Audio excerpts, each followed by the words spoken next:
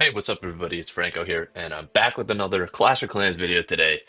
And today I kind of want to show off our war log here. So we are currently on, well, I actually haven't looked at the number before recording this video, but we're at a 19 war win streak, which I am 100% certain is our longest ever. So that's pretty good. I mean, I think our oldest longest was like 15 or something, and we do have two ties in here, so it could potentially there's three ties in there, so it could potentially be a 22 if we didn't face also very good clans. But our perfect war streak has been crazy. We have gone perfect for I don't even know how many. Obviously, we missed that one right there 33 days ago, and then we missed the one that we lost. So I think I talked about it in the last video, but it would be crazy if we didn't lose that war. We would have an insane war win streak right now. But honestly, that's how it goes sometimes. You need those losses to ultimately drive everybody to never have a single star miss. Because then if you're like, oh, the margin for error, we can have a little bit. We can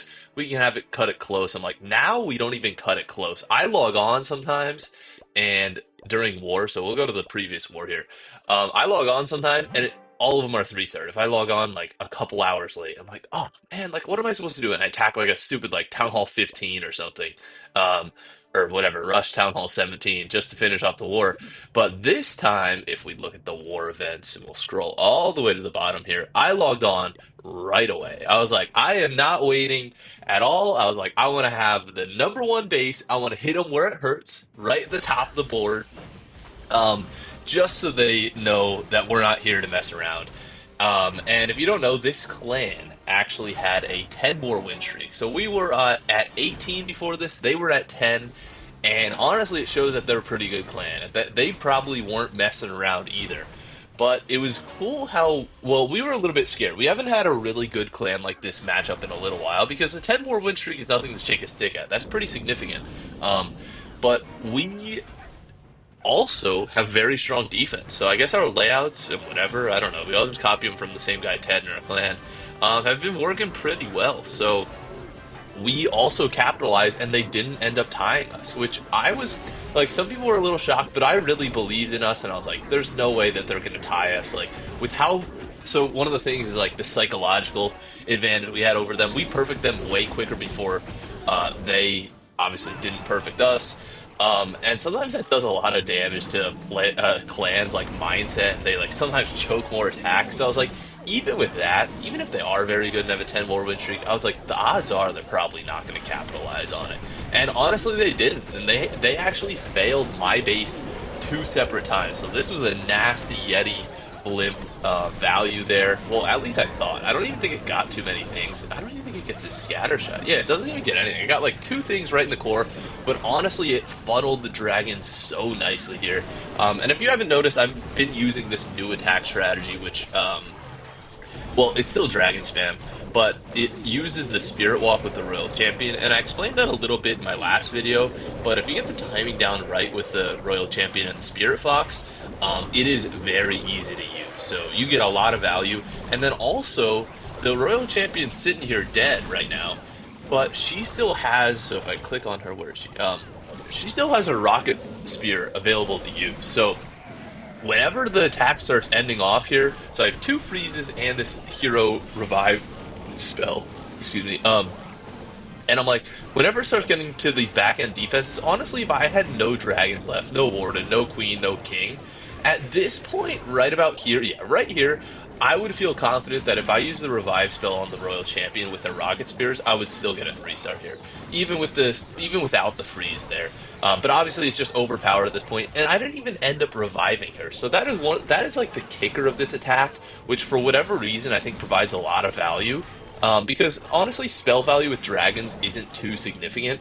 I could use a clone on the Yetis to get more Yetis, but sometimes you're just only getting out that little compartment, or like the Yetis you saw there, they kind of got a little stuck and didn't get too much value. But if we look at the enemy team here, their war win streak is 0. But if we looked before this war ended, you can see their active member school bus. I don't even know what language this is, so it's Vietnamese maybe. Um, they had their 10. So one, two, three, or that's one, two, three, four, five, six on this page, and then seven, eight, nine, 10, and they had a lot of perfect wars. But I was like, you know what? They seem a little shaky. They have a couple not perfect wars. They even had a 94% there 18 days ago, and I was like, I don't really feel too confident that they're going to be able to perfect war us back. And they actually were 5 stars off. So if we look at what was their percentage? 98. It's funny how 98 is still 5 stars off, and I don't even know. Did they? Yeah, they didn't even end up 3 starring my base. They actually attacked it twice, and this was their second attack here. Um, I think I was watching it live as well, and I was like, no way I'm actually going to be one of those guys that actually defends for the clan. I know I'm sitting at number 11, and my defenses are kind of coming along. I forgot I'm even looking at my base here. I changed it so much, I just get the newest, latest, greatest Navi, whatever base. This might not even be one, but I love the town hall being islanded off. Sometimes it really scares people to 1 star. But if we're looking at my base here, like I know I have a lot of town hall 15 level stuff, like these infernos.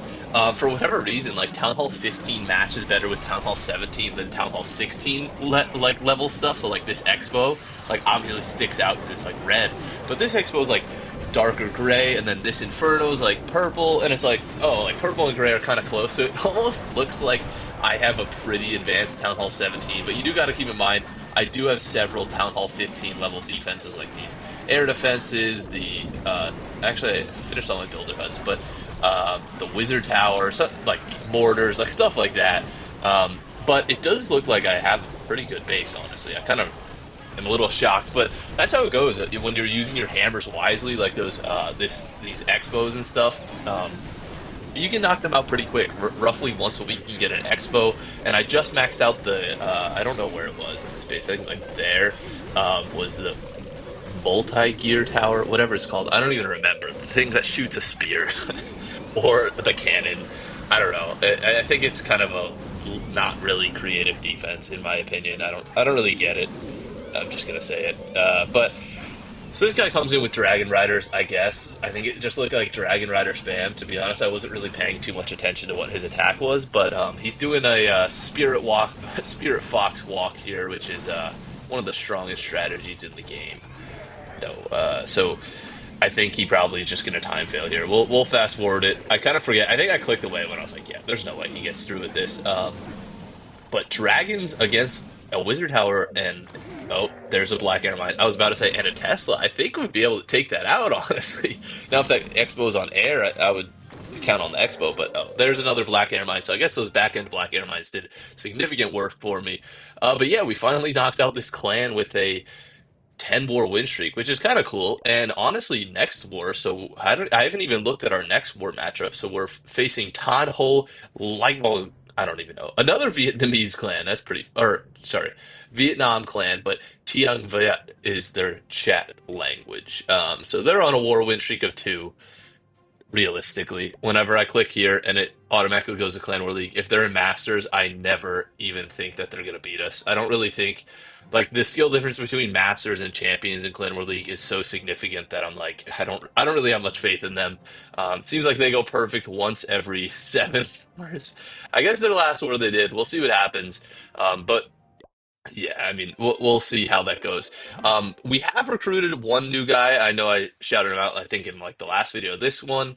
But we are still trying to get new members. And what I do for the clan notice now is you can see the requirements. There are 5,500 trophies, which I don't even know if I'm at right now. Oh, 5,455. But I'm like, hey, if you take the game seriously and you really want to join the clan, push a little bit and then join. Instead of having like, you know how clan notice goes. If you played the game before, if you're not familiar, when you publish clan notice, anybody can see it, anybody can join, and you just get spammed in the chat. People joining, leaving. I'm like, hey, if you're legit, and you really want to push that high in trophies because that shows you're good at attacking, you're probably not just going to want to join and leave. Like obviously we have this guy like a one-off, but most times people don't just.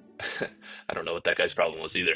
But most times people don't just like join and leave with this at this elite of a level. And honestly, or also if you're wondering, you can't actually put it higher. It only goes to 5,500, so really can't change it that much more.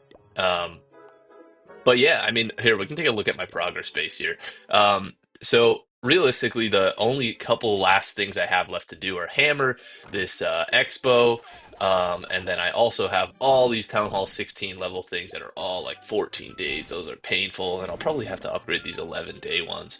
But yeah, it's looking pretty good. I mean, we do still have a little bit of time left in the season, so I haven't necessarily pushed up in trophies, and I have been having some ass attacks recently. I haven't even gotten a 3-star in the past couple days in Legends League.